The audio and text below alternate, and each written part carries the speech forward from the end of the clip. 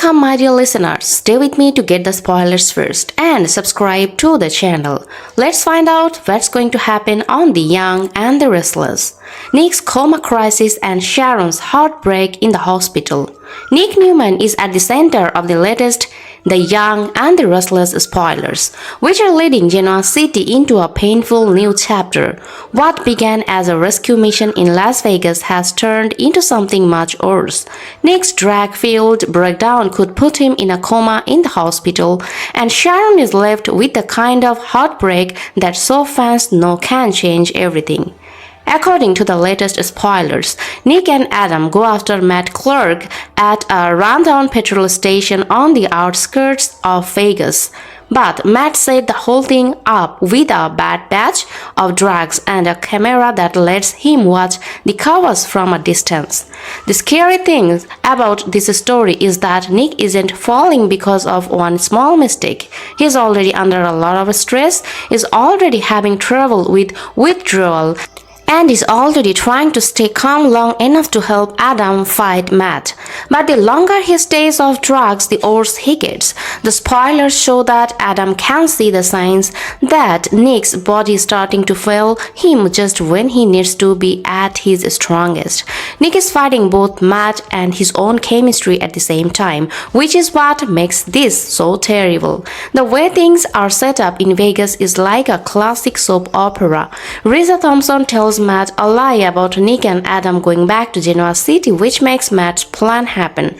Nick and Adam then go to the rundown petrol station to save Sharon and Noah, but Matt has already set things up so that they will fail. One of the bags Nick took from the storage room has a bad batch in it. That is the poison Matt has been waiting to use. So when Nick finally goes down, it's not just because he's tired or scared. Matt built a trap that can be used as a weapon. When Nick falls to the floor and starts writhing in pain, the story takes a whole new turn. The rescue stops being a mission and turns into a race to save him. Matt is happy because he can watch the whole thing happen on his phone's surveillance video, which means he doesn't have to do anything to see it. That detail is especially scary because it makes Matt a spectator of his own cruelty. He doesn't just want to hurt Nick, he wants to see the damage happen in real time. This is where Sharon's heartbreak really starts to show. When Adam supposedly frees Sharon and Noah, the first thing that happens is not a party, it's panic. Spoilers say that Adam, Noah and Sharon might try to get Nick to the hospital as soon as possible. If that happens, Sharon will probably cry by Nick's bedside and beg him to come back to her. That picture tells you everything you need to know about how the story will make you feel. Sharon is more than just worried. She is scared that the man she loves will leave her while she watches and cannot do anything. The hospital part makes the whole story even more important. The spoiler report says that Nick could end up in a coma if he is refused to the hospital because of the bad drugs in his system. His doctors may not be able to promise that he will make it through. That is a terrible place to leave a soap character because a coma is never just a medical condition on YNR. It is the start of emotional fallout, guilt, and family trauma that can last for weeks. Sharon's heartbreak isn't just about one scene at the bedside. It's about the long, painful possibility that Nick won't wake up when everyone is counting on him to. Another important part of the story is Noah's guilt. The spoilers say that he will also worry about Nick, especially since he thinks he is to blame for bringing Matt back into Nick and Sharon's lives. That guilt is important because it makes Noah care about every hospital update and every sad look Sharon gives Nick. Noah is more than just another person who saw the crisis. He is a young man who thinks that his decisions may have led to all of this. That kind of self-blame is exactly the kind of emotional burden that YNR loves to hide under a medical emergency. Adam's guilt might be even more complicated. The spoilers say that he will blame himself because he told Nick to do drugs before they went on the rescue mission. That is a big emotional twist because it means that Adam is not only helping Nick but he is also the one who pushed him to make the choice that may have led to the collapse. At the time, Adam was trying to keep Nick functional enough to help him. The smart choice might seem like a huge mistake later on. If Nick goes into a coma, Adam will have to live with the fact that he was trying to help but may have made things worse. That's why this story is so hard to read on an emotional level. No one is standing on completely clean ground. Matt is a real bad guy because he is the one who set the trap and using poison, spying and manipulation to destroy Nick from the inside out. But things are complicated enough that Adam's choice matter too. And Nick's own choices are also dangerous. The spoilers don't make Nick look like a man who had no choice in the matter.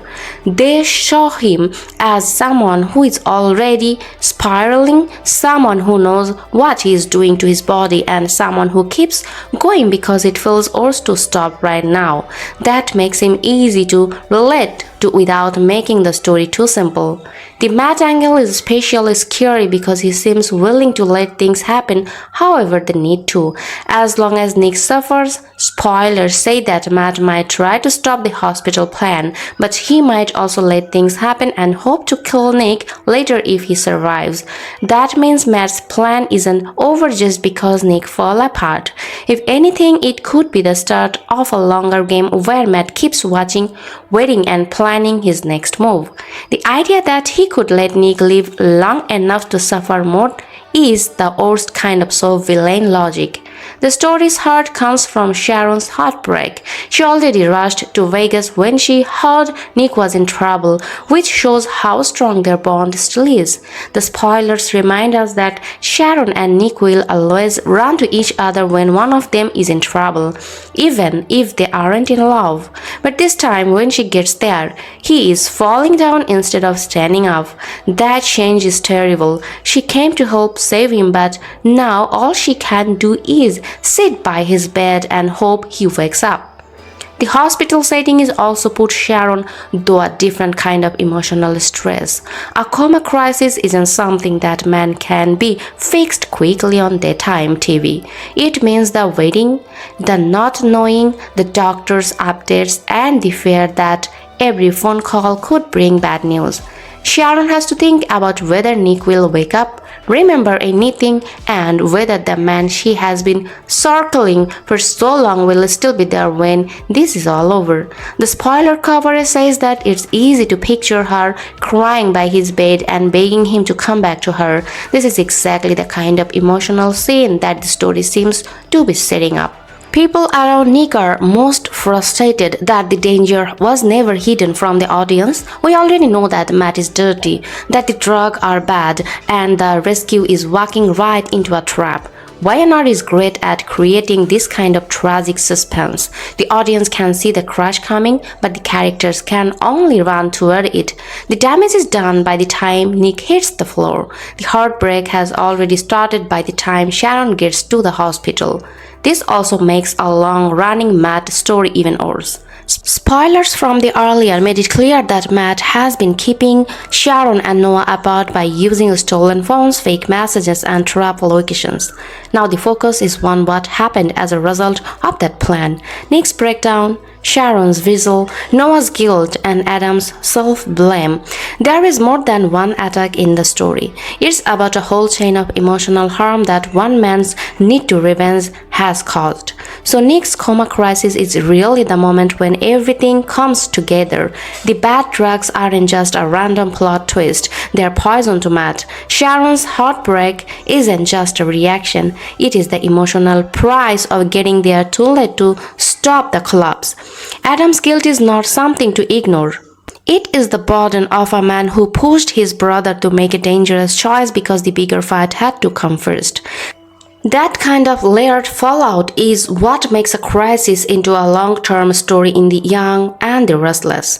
The future is hanging by the thinnest of threads right now. Nick has been taken to the hospital quickly, but there is a chance that he will go into a coma. Sharon is going to see him cry and break down at his bedside. Noah feels guilty and cannot get rid of it. Adam is left with the horrible thought that his practical choice may have been a factor in the disaster. And wherever Matt is watching, he is smiling at the mess he made. This week's YNR story is cruel. One man's poison, one family's panic, and one woman's heartbreak as she waits for Nick to wake up. The way this storyline is being set up on The Young and the Restless isn't just about shock value. It's engineered to hit every emotional pressure point at once, and the coma angle is where all those threads collide. At the center of it is Nick Newman, whose collapse feels less like a signal and more like the inevitable result of everything piling up: withdrawal, stress, desperation, and Matt Clark's manipulation. This isn't a random overdose story, it's a controlled. Matt didn't just create danger, he designed a situation where Nick's own body becomes the breaking point. That's why the potential coma hits so hard. In soft terms, a coma isn't just medical, it's narrative suspension. It freezes a character at their lowest point, while everyone else is forced to deal with the fallout. And here, that fallout is brutal. For Sharon Newman, is this exactly the kind of emotional trigger that rewrites everything? Her relationship with Nick has always lived in that almost but never finished space. A hospital bedside where she might not know if he will wake up forces clarity is the worst possible way. If he slips into a coma, her story instantly shifts from reaction to devotion, waiting, hoping, and possibly confronting feelings she never fully resolved. Then there's Adam Newman, and this is where the writing gets especially sharp. His decision to push Nick toward using again wasn't a reckless. It was calculated survival, but if Nick ends up comatose, that logic won't matter emotionally. Adam becomes the man who helped his brother right before everything went wrong. That kind of guilt doesn't fade quickly on a soap. It festers, reshapes alliances, and often leads to self-destruction or redemption arcs.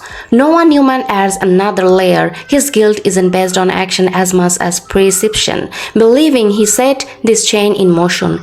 In long-form storytelling like this, that kind of internal blame can evolve into major character change, risk-taking, withdrawal, or even rebellion against the family structure. And looming over all of it is Matt. The most disturbing part of this plot isn't just what he's done, it's how detached he is from it. Watching through surveillance, treating Nick's collapse like entertainment turns him from a typical antagonist into something colder. He's not reacting, he's observing. That makes the thread feel ongoing, not contained. Even if Nick survives, Matt's still out there, still thinking several moves ahead. That makes the storyline work is that everyone outcome hurts. If Nick wakes up, he has to face addiction, guilt, and the damage done. If he stays in coma, the story becomes about grief, regret, and unresolved love. If Matt escalates, the danger isn't over, it just changes form. So the coma crisis isn't just a twist, it's a pivot point. It transforms a rescue story into an emotional aftermath story. And in classic YNR fashion, the real drama doesn't start when Nick collapses. It starts with who everyone becomes while he's lying on that hospital bed.